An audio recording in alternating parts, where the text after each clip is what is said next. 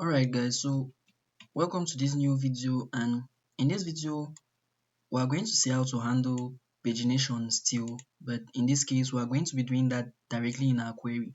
So in our last video we handled pagination, but what we did was we were splitting our already received data from the database into sections which we were displaying each at a time on our data table.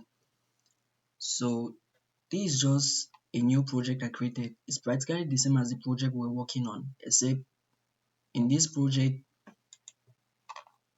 where we are doing our request to get our students, we are no longer using the normal fetch API, but we are using Axios. And we're using Axios because when making this request, we actually want to include a number of parameters. So we have this params object in which we are sending some options which are going to help us to make a request to get a particular number of records at a given time from our database. So in this params options object, we have first of all this limit prop, and this limit prop practically tells us the limit of data we want to receive. That's the number of records we want to receive from our database at any given time. So let's say our limit is 5, then we know we want to receive 5 records from our backend or our database. Why this start prop tells the database from where to start counting those 5 records. So the start point actually is an index, and our database in this case, that's Json-server, is actually that's 0 base index. So if we have a start point of 0, then we want to start receiving from the first record till the fifth record. That's if our limit is 5 and so on. And just like in the previous case, we actually have those states over here.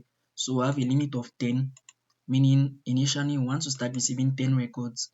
We have a start point of 0, that's to start from the first record, and we have this total count. This total count actually is going to give us the number of records we have in our database at any given time. So unlike in our previous video where we were getting all those records and using the len prop that's the array len prop to be able to get the total number of records from our database, we're going to use this total count to be able to store those records from our database automatically. And that's actually why we're using Axios, because when making a request to Axios, that's a get request actually to Axios, including this params options object. Axios is going to return you a property in the headers of that response called the x total count, and this x total count stores the number of records in that database resource. So when we get this x total count from our response headers, we can now go ahead and set the total count state to that's the count received from our database. And actually this count is going to be written in a string form, so we have to pass it into an integer to be able to use that efficiently in our code. So apart from that guys, the rest of this code is pretty similar, because this is the only place where we actually need to use Axios, because as I said, we have to return this x total count variable, and using a normal fetch API is not going to help us to do that. So in the rest of our functions where we are performing CRUD operations, I just left the normal fetch request unchanged, and that was actually to show that the only place where we need Axios really is just initially when fetching our data to be able to get this x total count property and use that to handle pagination efficiently. So what changes now is beneath down in the code where we actually have our pagination arrows. So now on click of each of these arrows, we want to play with those new states. That's the start point, the limit, and the total count to be able to handle pagination efficiently. So on click of the double left icon, what we want to do is set the start point to 0. So Json-server is going to return us records starting from our first index, and those records we are going to have a limit number of them. So limit is the state that stores the number of records we want to get at any particular time. So if our start point is 0 and our limit is 5, we are going to receive 5 records back from our database. Now if we click on the left icon, we want to go to the previous page. So we are using this math.max function, and this math.max function returns us the maximum value between two values you are going to pass as parameters.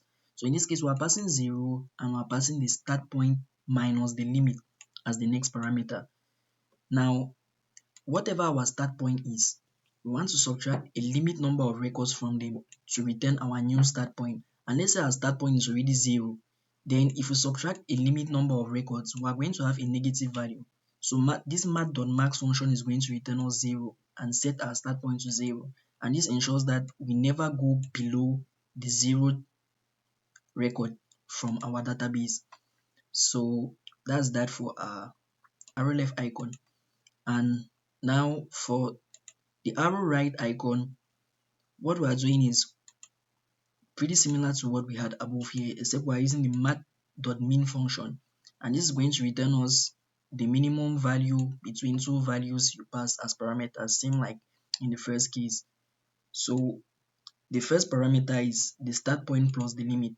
So let's say initially you start returning from your start point is 0, meaning you're on the first page. Now, if you click on this icon, you want to go to the next page. So what you want to do is you want to add a limit number of records to that 0 index.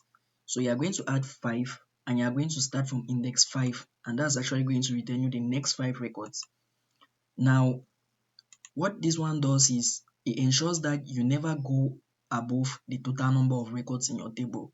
So in case you had to go above this total number of records in your table, this minimum function is going to make sure that you always have this minimum value.